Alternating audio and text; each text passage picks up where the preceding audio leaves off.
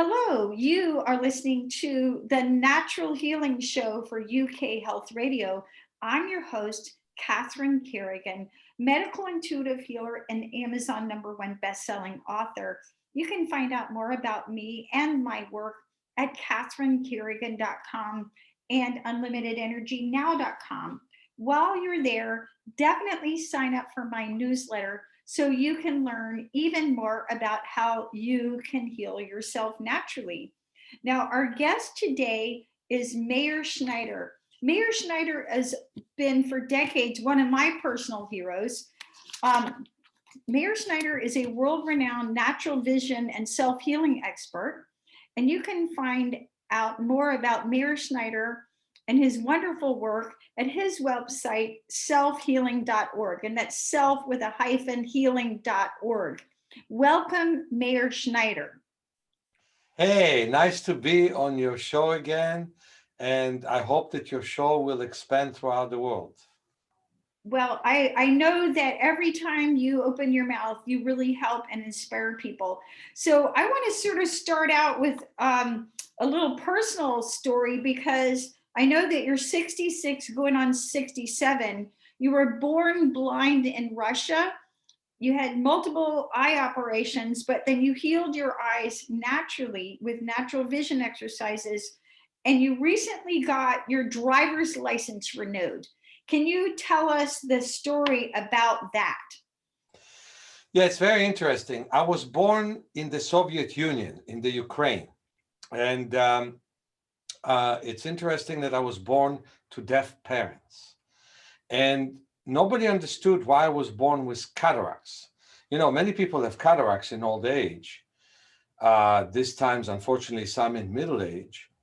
But only 1 out of 20,000 infants worldwide are born with cataracts. And I was one of them. And I think it had to do with the fact that my father, which was very funny, he was a Jewish deaf person who sold photographs of the Trinity in the time of Stalin. And in that time, you could go to jail for that. And he, in order to hide, he had a lab at home that had a lot of chemicals. And I was taught I was a very weak infant and I was on the brink of death several times. But it's possible that for that reason or another, I was born with cataracts. And I was known in Tel Aviv once my parents left the Soviet Union to Poland and then went to Israel. I was known in Tel Aviv as the blind kid of Ida and Abraham in the whole deaf community in that city.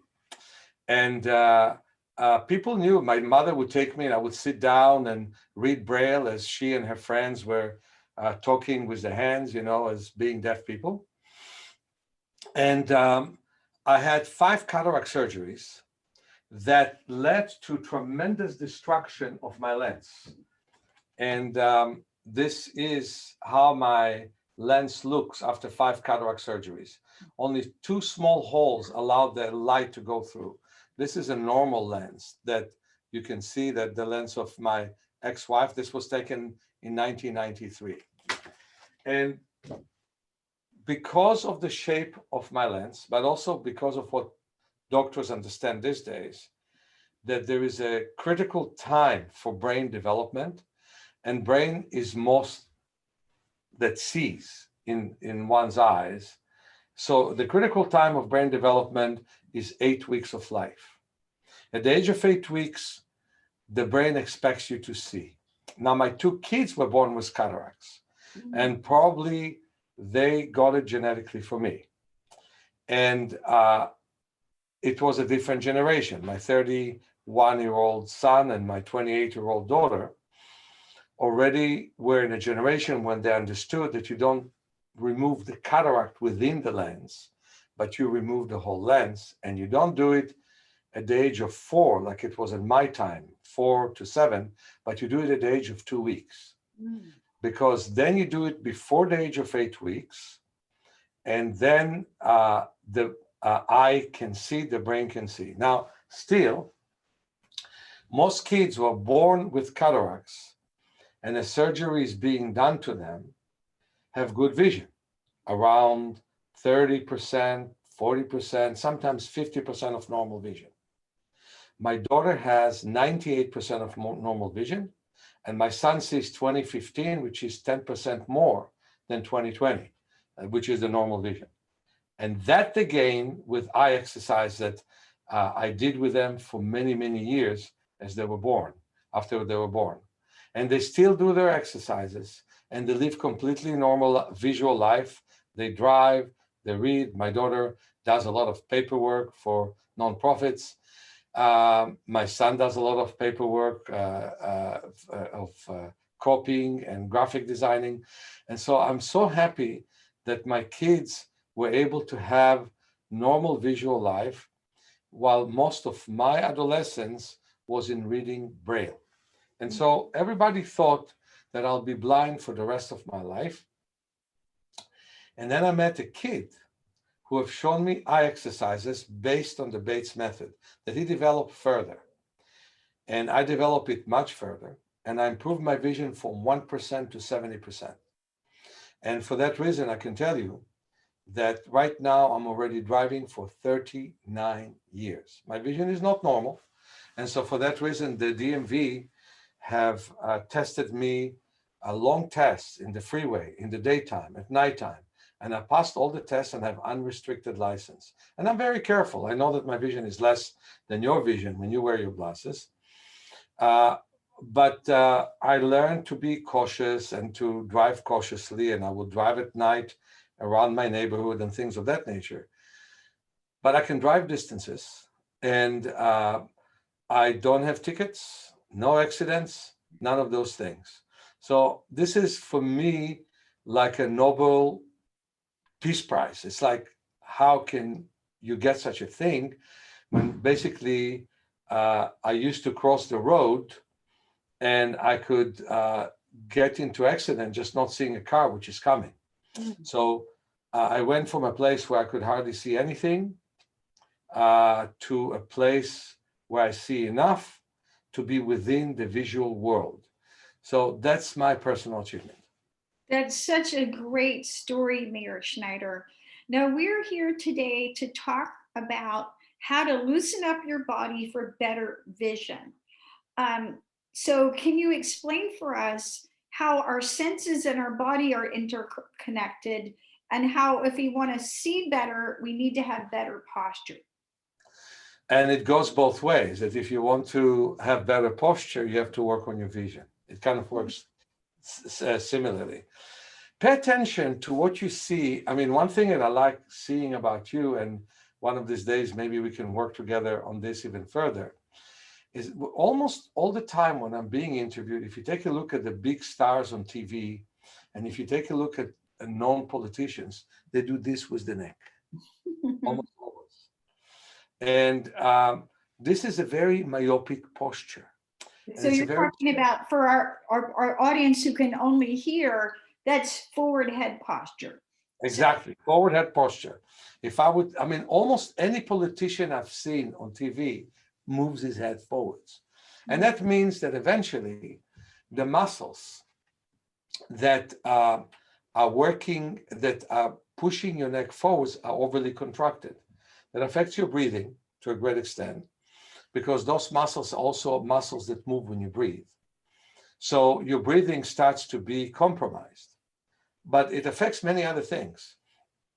For example, for every centimeter that the neck moves forward, it's exponentially harder for the neck, because for the neck to move forward, you need to have other muscles that pull it backwards. Otherwise, you'd fall, basically. It's an interesting thing. Once I worked with a man who had muscular dystrophy, and it is a special kind which is called limb girdle muscular dystrophy, where the shoulders and the hip joints are mainly degenerated. And he basically did not have two of the three gluteal muscles that exist for us. And you'd think he's normal. He would walk normally, but just tell him to bend and he would fall, because there were no muscles to pull him back. Well, that's the same thing that happens with the neck. If you move your head forwards, other muscles will pull it backwards so you don't fall. Because I've seen also one Parkinson patient that was so weak that her neck would fall down because she didn't have the muscles to pull it up. So every time you bend your head, it causes you tension. Many people slouch. We slouch these days to read. We slouch to look at the phone. We slouch to look at computers. Meir, I'm going to interrupt you. So for our audience, the technical term for that is kyphosis. And anytime the upper back curvature is greater than 30 to 35, greater than 35 degrees, that's kyphosis. And if you don't know what that means, it's also known as schlumping. Yeah, like that guy from Notre Dame. I forgot the name. The hunchback. Yes. Yeah. So what happened is we bend our neck, and there is a ligament in the neck which is called the suspensory ligament. You know that if you look at the Middle East, the unfortunate scene of the man sitting on a donkey and the woman taking a jug from the whale on her head, but the jug doesn't fall because her head is straight, okay? That's because she doesn't tighten the muscles that go forwards and doesn't tighten the muscles that go backwards. So what happens is that ligament called the nuchal ligament connects to the ligament of the lens, which is called the suspensory ligament. That ligament stretches the lens, and that means the muscles of the lens, the ciliary muscles, completely relax. And when they don't relax, the lens assumes a spherical shape. So they contract and the ligament is no longer stretching the lens. Now, I really believe, and this is not written in any book, but this is my personal belief, that the nuchal ligament and the suspensory ligament really connect to each other. And for us to have a straight posture, we need to look ahead. And if you look at most people, they're stooped. And they're stooped, first of all, physiologically, and with time, anatomically.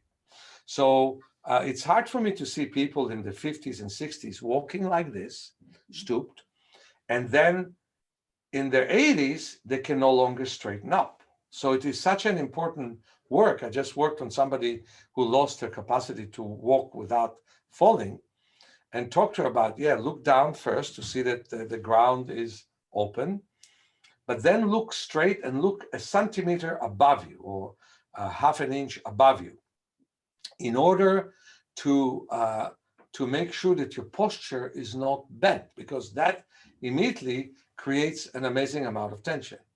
So the best example I can give you is I had one beautiful young woman at the age of 24 whom I met in the 80s, actually, in the early 80s. And she was walking stooped, not knowing it. But she suffered from very severe nearsightedness, myopia. And it was basically, that's one of the only myopias that are from birth. She also was albino. And she did not know that she was bent. Absolutely did not know it. And I worked on her middle back and straightened her middle back. And after straightening her middle back, and she used to take the bus often because she wouldn't drive with her vision, after straightening her middle back, it was the first time that she could see from the Golden Gate Bridge famous island, like the Farallon Island and Alcatraz Island. And she could see all those from the bus, and Angel Island, yes. She could see all that from the bus, and she was really surprised.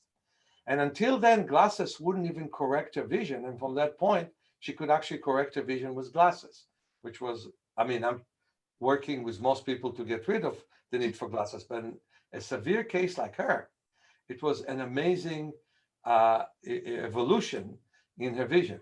So straightening her back led to instinctive loosening of the lens muscles and loosening of the whole eye, and made a big difference. So there is no way for us to actually complete our vision work. And we have wonderful vision work that can lead to a lack of dependency of glasses, that can lead to better vision, that can lead to overcoming glaucoma and overcoming macular degeneration and preventing cataract from developing. And it's a wonderful way of working on your vision, but it can never be complete without working on the body. So your neck must be loose, your middle back for that reason must be mobile, and that means the whole girdle, I mean, including the ribs, including the chest, and our chest becomes very tight. And pay attention to something. When people normally reach their 40s, they either, if they're myopic, many of them need bifocals because now they start to have problem reading from near. And those who had normal eyes often have to put the print at arm's length and with time need to wear glasses to see the print.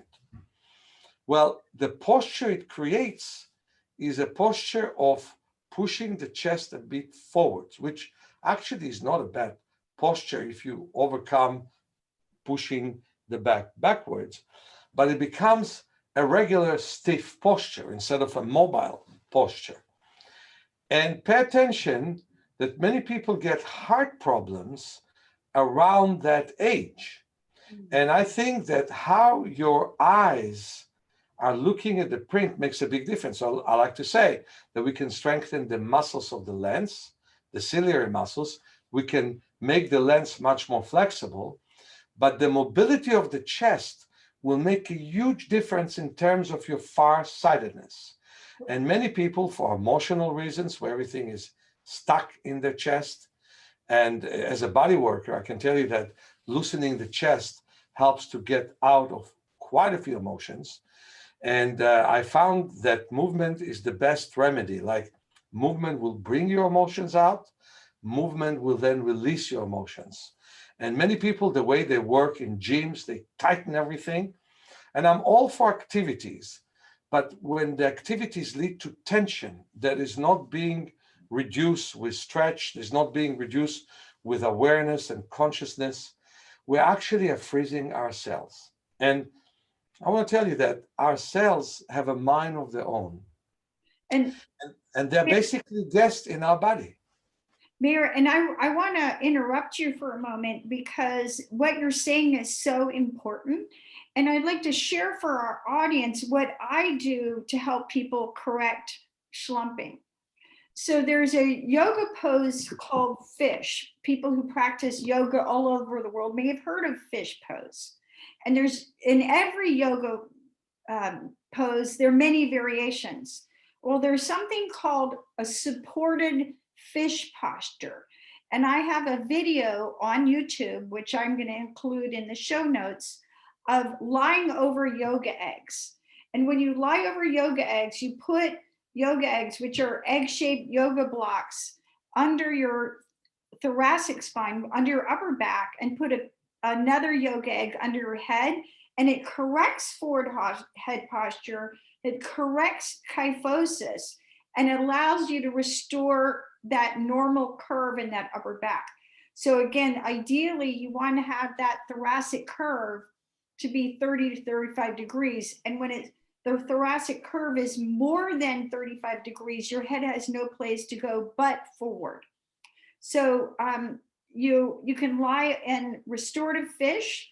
I also have, for our audience, I'm going to include a link to different posture exercises that you can do, believe it or not, with a broom handle or a yoga strap that help to bring your body back into alignment. And so you were talking, Meir Schneider, about the cells becoming stiff. Can you tell us more about our cells being stiff? Well, what happens is, and by the way, I agree with everything you said. The thing that we have to continue from that is throughout life, our movements have to be really relaxed movements. I'm seeing people tensing up to do so many things, and a lot of our role models are people who tense in order to strengthen. And while there's a place for, I would say, soft tension, that you tense in a soft and gradual way, there's too much of that model of tensing in a very hard way. And if it limits itself to the exercise you do, it's great, but then throughout life, we tense quite a bit. So we need to really loosen up. Now, I think that there's consciousness in every cell that we have in our body, and that the communication between the cells is very important. So what you want to communicate to yourself is a sense of bliss and relaxation. You don't have to go to a vacation to take a vacation of the way that you handle your body. You have to handle it in a new way right now. Because, you know, the problem is going to a vacation, you take yourself with you. And so what you need right now is to learn to relax. So the idea is look at the distance. The reason why we have cataracts is because we don't look at the distance. And have a neck where the ears are basically above the shoulders, where you don't really tense it up. And create evenness in your body.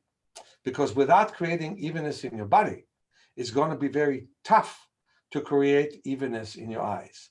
So many people came to me with sciatic pain. I remember especially one lady. She really hurt. And I worked on her sciatica, loosened it up, loosened her hips, and especially worked on strengthening her calf so she could carry her hip joints much easier. And what she was surprised is that her vision improved from 2100, which is considered to be 40% of 2020, to 2040, which is considered to be 80% of 2020 within that day, and stayed that way, which was really amazing for her. Same thing happened to be with, I worked with one person who was arthritic and loosened up her body and taught her to carry herself in a more full way. And again, her vision improved from 2100 to 2040. 6 lines on the charts went forward by changing the movement of the body and not freezing the body. So then the cell communication affects that, because how I'm doing with my body will affect to how I'm doing with my eyes. Slouching is tensing. And just the other day, I met a beautiful girl, 9-year-old, with beautiful parents. And they came to me telling me that before the pandemic, because during the pandemic, optometrists were closed, her vision appeared to be completely normal, but she still didn't see the board too well. And then I checked her vision, and it was less than 2100. And I said, well, that's not normal. And what it was, she did classes online all this year. And only that, she did classes online, and of course, computer games, and of course, TV, and of course, everything is from near. So basically, the muscles, the ciliary muscles become tight. And when they become tight, the neck will slouch because there is a real contact between the cells. And it's like, if you look at the distance, let's say that you're a hunter, just know that, you know, reading is a new phenomenon. I mean, people did it in ancient time, but not too many of them. But, you know, 10,000 years ago, which, you know, wasn't that long in human development, we didn't read. And people used to be hunters, and they used to look at the distance, and they had amazing vision, a whole different posture. But these days, people are looking very much from near, and they narrow their periphery, especially when they look at smartphone. And so what happens is that they stiffen everything that they have. First of all, the eye muscles, then the face, and with that, they stiffen the neck. If you loosen up your neck, if you loosen up your body, you'll find that the eyes start to be looser.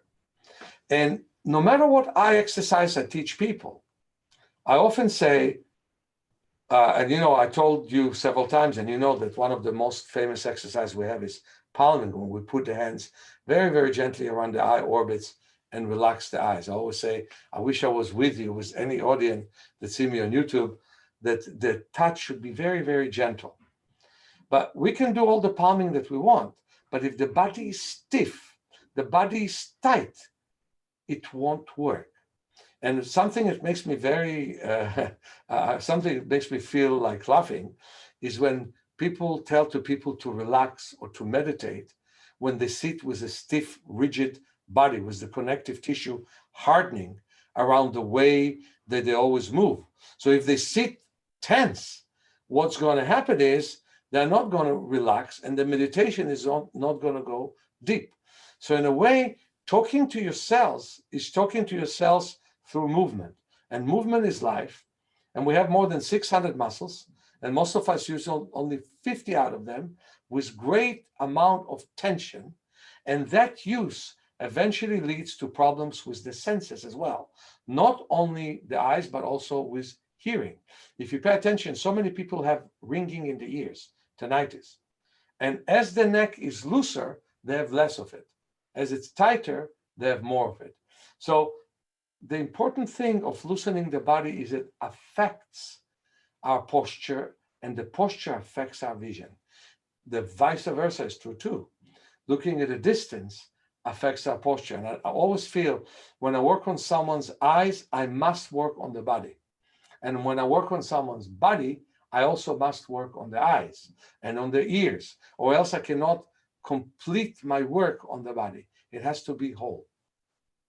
Now, Meir Schneider, natural vision expert and self-healing expert, how does sharpening our senses affect our posture?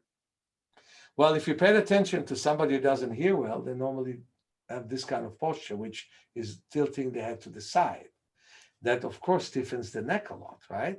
Mm-hmm. And so if you loosen up the neck, you'd be amazed that all of a sudden they hear better, okay? If you have somebody who is myopic, normally they'll bend forwards. If you have somebody who's presbyopic or farsighted, normally they'll go backwards.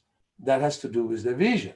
So if you look at a distance, if you expand your periphery, all kinds of muscles which are in the periphery of the body will start to be working. If you start to listen with your ears in an even manner, then many muscles that connect to your hearing will start to work better. If you also, the important thing these days is many people don't pay attention to the rest of the senses. I used to read Braille. I was the quickest Braille reader in the state of Israel throughout my childhood and adolescence. And I have this sense of touch, which was fortunate for me because it translated to my work with body work. I can feel better muscles and tension in people's body.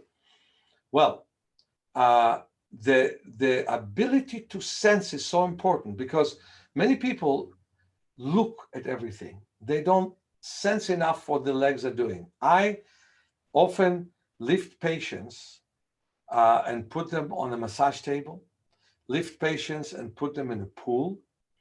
And my patients trust me, not only because of my strength, but also they know that I feel my way with my feet because I sense my way. And most people don't feel what their feet are doing. And there, I must say that running on the cold San Francisco beach for many years made a big difference. Even these days, when I run a bit less on the beach, being in my 60s and no longer in my 50s and all this, I walk a lot, but I walk with kind of bad shoes that I don't mind throwing away to the garbage. I walk on sand in the park and on gravel, so I would feel my way better, and so there would be one even place. Unevenness is so important. So when you look at a distance, when you hear with even manner, it makes a big difference. I had one person who was stooped. He came to me because of double vision.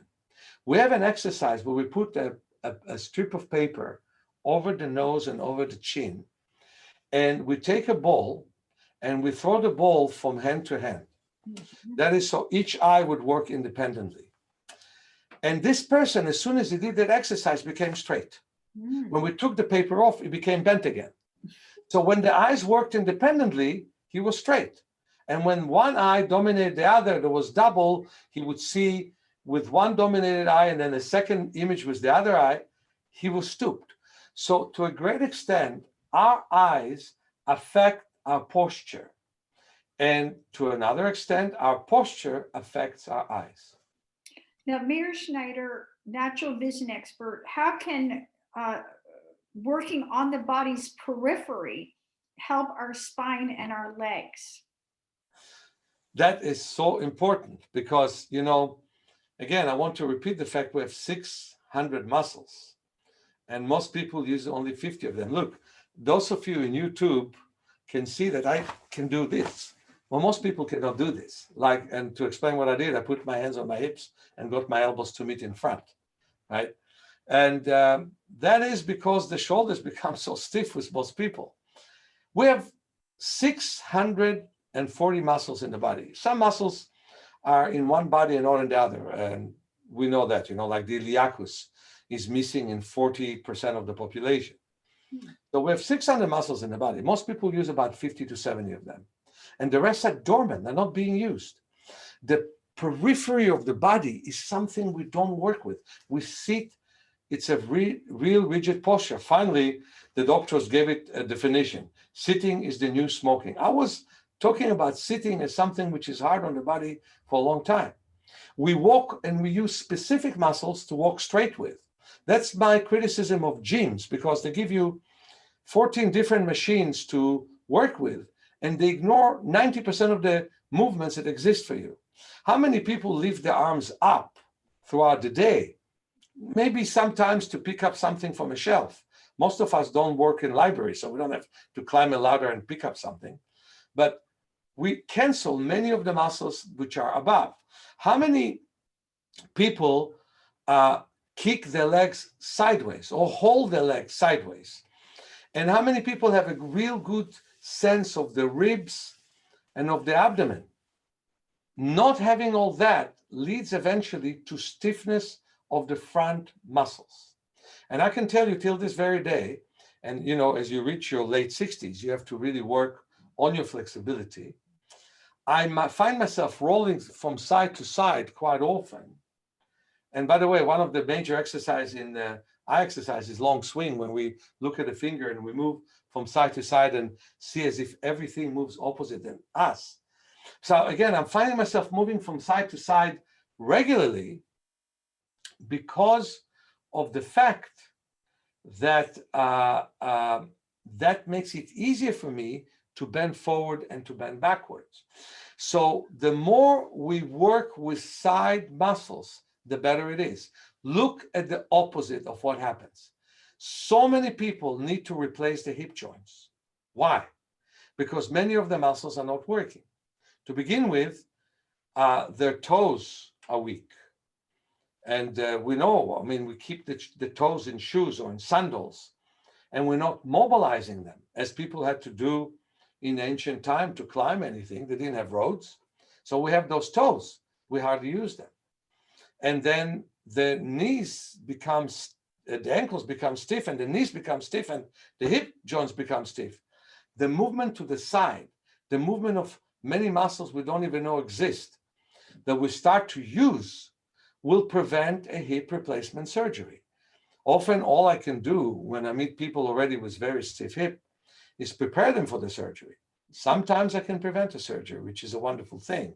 Because, for example, there was one lady that couldn't lift her hip up, and her surgeon wanted to immediately replace her hip joint. But I found a muscle which is very, very tight in the center of her thigh, loosen it up, taught her to move sideways, and she never needed a hip replacement, which was a fantastic thing. It doesn't always happen that way. It depends how the cartilage have deteriorated. And sometimes there's no choice but to replace it. But many times we can prevent it. And prevention is the best way. Use your legs, use your body, work in an even manner. Now, Meir Schneider, how does neck tension create blindness? You're asking an extremely important question, by the way, and thank you, Catherine, for doing that. It's something that breaks my heart because it could be completely preventable. But about 85% or more of all blinding condition in old age have to do with poor blood flow to the head. For example, the most known problem in central vision is called macular degeneration. And what happens in macular degeneration, you have two major situations. One is you have bleeding in the macula, and the one is that the cells that clean the debris in the macula are not working. Okay, so we have a wet macular degeneration, and we have other situations. So what we need to do is to bring more blood to the head. Another one is that not enough blood comes to the periphery. Another one is not enough blood comes to the optic nerve, like in glaucoma, and not enough blood comes to the eyes. And that also creates pressure in the eyes. And the pressure in the eyes leads to even less blood flow. So what we need to do is to loosen up the neck. And if you do it in a few ways, like we talked in a deep way in this discussion, that actually looking at a distance and paying attention to the periphery helps loosen up your neck. At the same time, working on the neck muscles, working on the side of the body, working on many other muscles can allow you to have a loose neck. So if you want to prevent hours of sitting at a doctor's office, and if you want to prevent major eye disease, start with loosening your body. Just now, I met a lady with glaucoma who lost one eye in childhood, and the other eye gets compromised with a big tension in her eye. And her body is so stiff, she feels that her only way to maintain her eyes, now that she's 75, is doing some good body work on her body, because that stiffness weakens the nerve. Pay attention that in glaucoma, you have a situation where normal tension glaucoma or low tension glaucoma leads to destruction of the optic nerve. So to explain to you, pressure from 10 to 20 is normal, and 20 to 30 is high, and 30 and above considered to be dangerous. Some people just with tension of 12 or 14 still lose their optic nerve. And they don't understand that if they brought more blood to the optic nerve, they wouldn't lose it in that normal tension. So bringing more blood to the optic nerve reduces your chance of losing your vision, basically.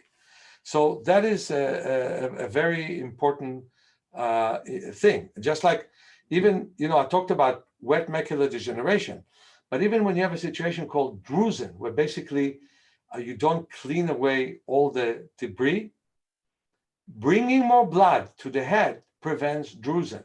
So it's a delicate thing. You need to really make sure that the foramens or the deep holes in your head are really stretched, that the muscles are not tight and they're not blocking the blood from going up. So that's why in our massage, we work a lot on loosening those specific areas, so more blood that nourishes the nervous system and the brain and the eyes will get there. So that's why stiff neck is the beginning of many problems. And find for me somebody at the age of 80 without stiff neck. It's very hard to find them. And they develop that stiff neck throughout life. So now what breaks my heart is seeing so many teenagers stiffening their neck with the normal work that they're doing, whether it is physical activities and whether it is simply looking at a computer. Loosening the neck is a priority if we don't want in our 70s and 80s to become blind.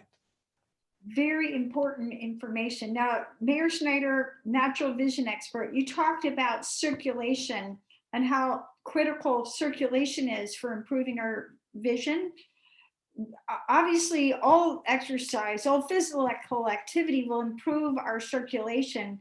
What sort of exercises do you recommend to improve circulation to our head and to our whole body? What do you recommend for better vision? So let's first of all, let me tell you that I completely agree with you. Physical activity that stretches us beyond where we are. For example, if it's hard for you to climb hill, do exactly that. I love to bounce on a trampoline. As I told you, I love to take long walks. That's a very big thing for me. And I got a person who lost most of his vision because of COVID. He got a real bad attack that caused him ischemia, which is poor blood flow to the head and to the eyes. And he lost a big portion of his optic nerve. And I got him on the trampoline, got him to bounce. And normally he couldn't see big letters. He couldn't see them from anywhere further than 40 centimeters. And from a whole meter, he could see big letters after bouncing on a trampoline. That just happened to me 2 days ago. Wow. And yesterday I walked with him to the beach. It was windy, it was waves. And first time he saw the red color in the glasses that I gave him, glasses of obstructions. They're glasses where we block one eye and work with the other eye.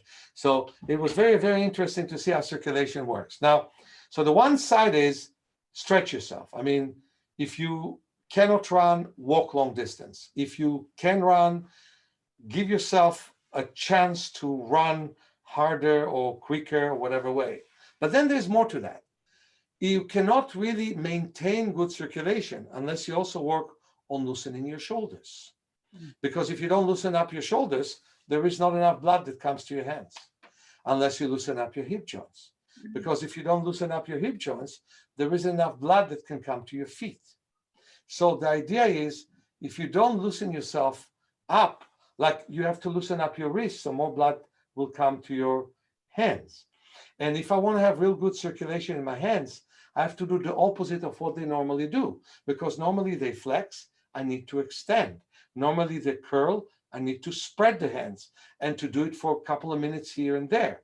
So the idea of isolating each finger, working with them separately, isolating each toe, that's tough for most people, and working with those separately, starting to work on our subtle muscles makes us so much stronger for everything we do, including our physical activity. All of a sudden, fast run feels slow, and it doesn't feel like a big burden. All of a sudden, elevating the heart rate feels easy rather than something very hard for us. You know, the funny thing I'm going to tell you is full of contradiction. Make effort with no effort. So the idea is, don't tense your body, your whole body, to do everything you're doing. And that's unfortunately the teaching we have. People say, contract your abdomen with everything you do. That's not right. In fact, let each muscle do its own work and lead to isolation of muscle groups and allow the rest of the body to relax when you do what you do. So in fact, when you run, if the movement of your legs is more full, if you lean on the back leg as you lift high the front leg, it becomes easier for you. And the whole idea is also run backwards. If you want your knees to be in better shape, run sideways, run in every way that you can run. That is so important. And so if you can't run, don't worry about it. Walk, and walk in a complete way, and also walk backwards. And the idea is take away the tension that you have. And that will slowly, slowly get you to be more mobile. And it can get people out of the wheelchair. And I got many people out of the wheelchair. And it can get you to see better. It can prevent most of the eye disease that you have. And it will make you feel optimistic.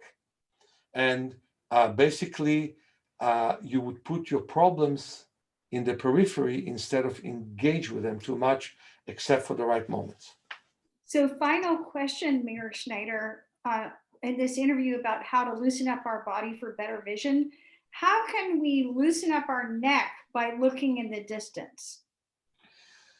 So, again, to repeat what I was saying at first, as you look at a distance, often your neck is straight anyway, because the ligament that again, the lens is round when the muscles are tight. That's when we read. So that's why it's so important that we do look at a distance. And I will do it after we have this interview. And I recommend for you, Caroline, to do the same thing. Look out of the window and rest from looking at the computer. As you look at the computer, it's good to wave the hands to the side. But when we look at the distance, the lens stretches. It's no longer round. The muscles don't have to contract.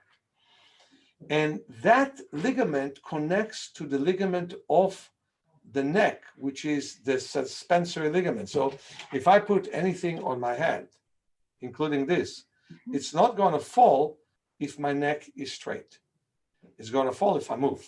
Yeah. So the point is to look at a distance in a very easy way is so important for us, because then what happens is the suspensory ligament basically tightens, and the muscles relax. The nuchal ligament, which is basically the neck ligament that we can see in cats and especially in horses, is working, and all the muscles of the neck are relaxing, the ones in front, in the side, and in the back. And when that neutral state begins, from there we can move. We can bend sometimes, we can stretch sometimes, we can move to the side easier. We can do so many things better if, first of all, we allow all the muscles to be in neutral harmony. You've been listening to the Natural Healing Show for UK Health Radio. I'm your host, Catherine Carrigan, medical intuitive healer, Amazon #1 bestselling author. You can find out more about me and my work at catherinecarrigan.com and unlimitedenergynow.com. While you're there, definitely sign up for my newsletter so you can learn even more about how you can heal yourself naturally. Our guest today has been the world famous natural vision and self-healing expert, Meir Schneider. You can find out more about Meir Schneider and his wonderful work at his website, selfhealing.com, .org. So that's self with a hyphen, healing.org. And remember, when you learn to relax your body, to improve your circulation, and to do everything that you do in a relaxed manner, your vision will improve naturally. Thank you so much for listening, and we'll see you next time.